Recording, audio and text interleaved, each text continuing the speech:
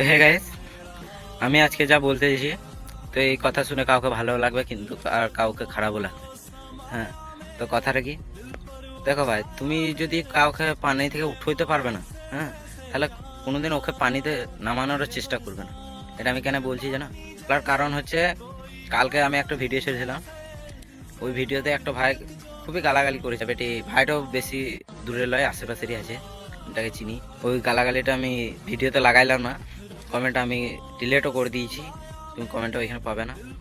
তো আমি ওই ভাইটাকে বলতে চাই, দেখ ভাই, তুই দরকার পড়লে আমার ভিডিও দেখিস না, হ্যাঁ, আর তোকে ভাই কমেন্ট করতেও বলি না। যার মন হবে সে ভালো কিছু কমেন্ট করে যাবে, হ্যাঁ, তুই এমনি গালাগালি করে যাস না। আর যদি গালি দেওয়ার গাল দেওয়ার শখও আছে, হ্যাঁ, তো আমাকে আগে বড় কন্টেন্ট ক্রিয়েটর হতে দে, তারপর কত পারে গাল দিয়ে যা। হুম, যখন খারাপ কিছু করব, যখন কিছু খারাপ করব তখন গালি দিয়ে, তখন গাল দেওয়াটা মানাবে। আর এমনি সাথে বিনা ফালতু গাল দিবি, এটা ভাই কেউ সহ্য করে থাকতে পারে না।